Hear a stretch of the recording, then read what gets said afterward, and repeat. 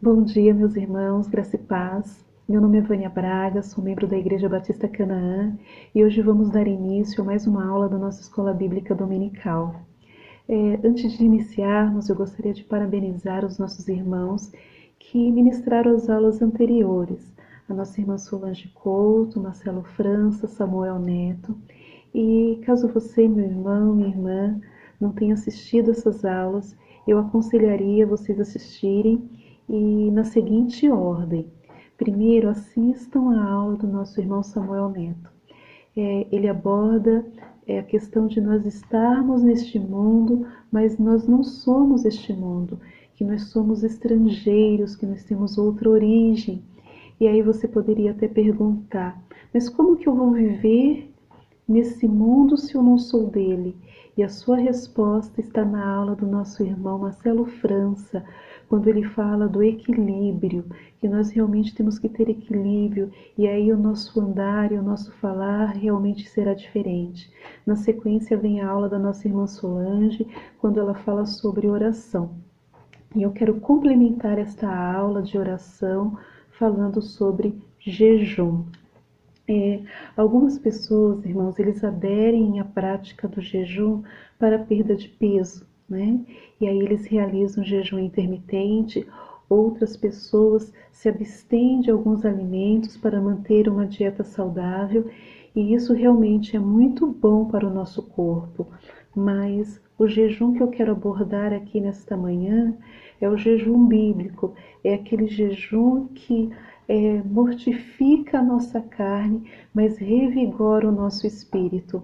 Entre algumas passagens bíblicas que eu vou mencionar, eu quero dar início com a passagem que se encontra em 2 Crônicas, no capítulo 20. Nessa passagem bíblica relata aqui a história do rei Josafá, uma das histórias. E Josafá ele foi informado que contra ele viria 2 exércitos enormes, que seriam dos Moabitas e dos Amonitas. E Josafá ele ficou realmente apavorado, porque eles eram em menor número, então a derrota e a morte era algo iminente. Então, no versículo 3 do capítulo 20, diz a Bíblia que Josafá ele proclamou jejum e reuniu todo o povo de Judá para buscar ao Senhor. E na sua oração, no decorrer da sua oração, vocês podem ver aí nas suas Bíblias, no capítulo 20 de 2 Crônicas, no versículo de número 12, na parte B do versículo, na oração de Josafá, ele se expressa dessa forma: pois não temos força para enfrentar esse exército imenso que vem nos atacar. Não sabemos o que fazer, mas os nossos olhos se voltam para ti. É interessante, irmãos, que o jejum e a oração, ele traz em nós um reconhecimento da nossa fragilidade humana e o quanto somos dependentes diante de Deus. Então aqui, através desta prática, o povo de Judá se humilha diante de Deus, se prostra diante de Deus, suplicando aí as suas misericórdias para que algo de extraordinário acontecesse, para que eles não fossem derrotados ou até mesmo mortos por esse tão grande exército, como diz a palavra de Deus. E em resposta dessa oração, no versículo de número 15, Deus fala a Josafá e ao povo de Israel: não tenham medo, nem fiquem desanimados por causa desse exército enorme, pois a batalha não é de vocês, mas de Deus. Então agora a fé, depois dessa prática do jejum, de oração, a fé ela foi renovada. Ela foi renovada porque Deus fala ao coração de Josafá, ao coração do povo de Judá, dizendo a eles: olha, a peleja não é de vocês. Nessa peleja vocês não tereis que pelejar. A peleja é de Deus. sou eu que vou guerrear por vocês, sou eu que vou auxiliar vocês, que vou fazer por vocês. E aí o povo, antes mesmo, né, da vitória concreta, o povo se reanima e começa a adorar a Deus. Veja que no versículo 18, Josafá, ele prostrou-se com o rosto em terra, e todo o povo de Judá e de Jerusalém, e prostrou-se em adoração perante o Senhor. Então os levitas levantaram louvores ao Senhor. Eles já tomaram posse ali da vitória, porque Deus falou que iria pelejar, Deus falou que ia guerrear por eles, então a vitória era certa. E eles começaram agora a adorar a Deus, a louvar a Deus. Então começou com a prática do jejum, a oração, eles se humilharam, eles recorreram a Deus e Deus, em resposta, lhe deu a vitória. E no capítulo 4 do Evangelho de Mateus, nós vemos uma passagem bíblica bem conhecida, quando o Senhor Jesus, ele, depois de ter jejuado 40 dias e 40 noites, o Espírito leva o Senhor Jesus ao deserto, e ali o Senhor Jesus, ele foi tentado pelo diabo. As investidas do diabo foram muitas, só que em todas essas investidas o Senhor Jesus, ele rebateu com a palavra, até que o diabo saiu diante do Senhor e veio agora os seus anjos e o serviu. Vemos que nesse momento, após o batismo do Senhor Jesus, ele dá início aí a essa prática do jejum, e foi um jejum extenso, 40 dias e 40 noites, e isso fez com que o Senhor Jesus estivesse preparado para essa situação, para esse enfrentamento com o diabo, como também uma preparação para o seu ministério que se inicia daí. Seus 3 anos de ministério, então o Senhor Jesus, ele se prepara. Então o jejum também, irmãos, para a nossa vida cristã, serve para nos prepararmos para o desconhecido, para nos prepararmos para o futuro, né?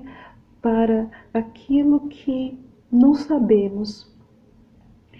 E no versículo 6 também do Evangelho de Mateus, o Senhor Jesus nos aconselha a jejuar, né? Logo após a sua orientação em relação à oração, de como deveríamos orar, vem aí a questão do jejum, em Mateus capítulo 6. Mateus capítulo 6, no versículo de número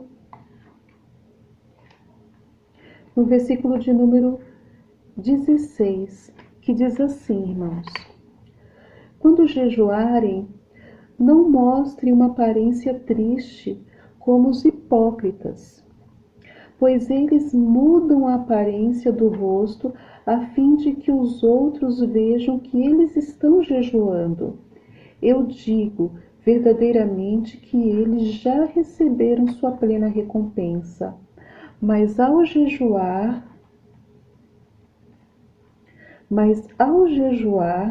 arrume o cabelo e lave o rosto, para que não pareça aos outros que você está jejuando, mas apenas o seu Pai que vem em secreto, e o seu Pai que vem em secreto te recompensará.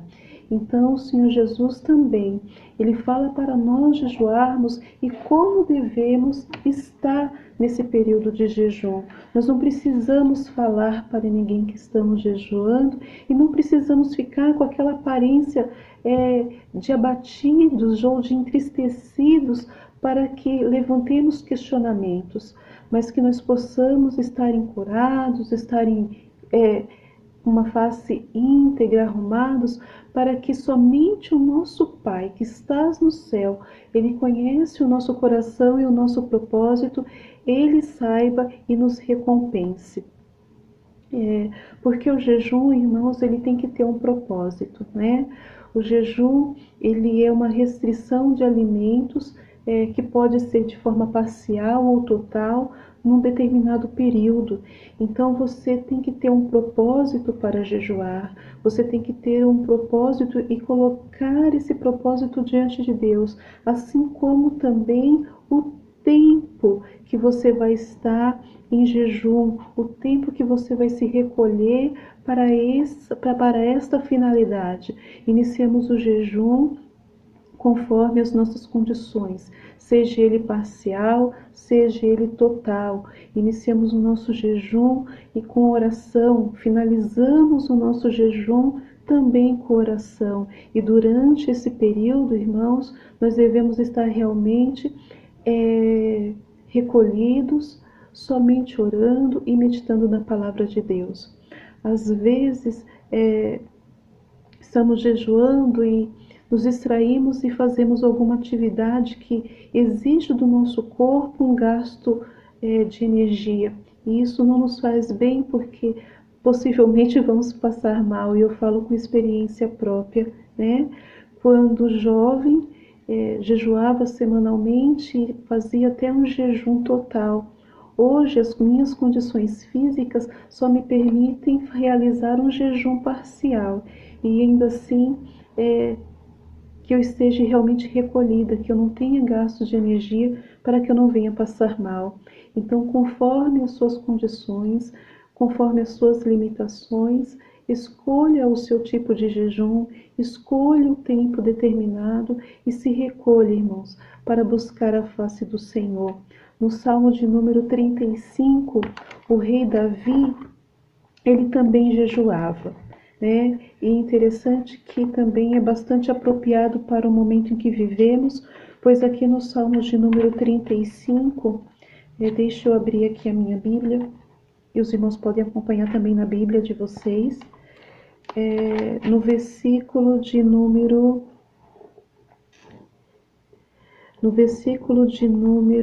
13, o rei Davi,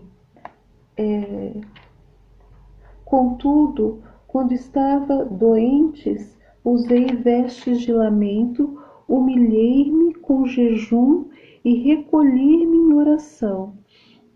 Então, o rei Davi aqui, ele orava pelos enfermos, ele jejuava pelos enfermos, e eu falo que é algo bastante propício para o momento em que vivemos, porque nesse período de isolamento social, é uma oportunidade que nós temos também de estarmos orando e jejuando, de nos recolher para orarmos e também jejuarmos em prol dos nossos irmãos que se encontram enfermos, das pessoas que não conhecemos, mas que nós podemos orar e jejuar por elas também, que se encontram lá no leito de um hospital, no leito de UTI, ou até mesmo pessoas que não têm, irmãos, a oportunidade neste momento de ocupar um leito no hospital, porque não tem leitos. Então, é a oportunidade que nós temos. Na palavra do Senhor, no livro de Eclesiastes, no capítulo 3, nos diz que há tempo para todas as coisas. Há tempo de abraçar e há tempo de deixar de abraçar. Vivemos muitos momentos de confraternização, muitos momentos em que nós estávamos juntos e orávamos juntos, mas aprove o Senhor esse momento de estarmos recolhidos. E aproveite esse momento para jejuar e orar. Ore, faça um jejum em prol dos nossos irmãos que se encontram enfermos e se mantenham íntegros, com sua aparência renovada, onde só o nosso Deus sabe o propósito do seu coração. E com certeza, irmãos, nós teremos aí a recompensa e a resposta às nossas orações. Bem, esse tema sobre jejum, ele é abrangente.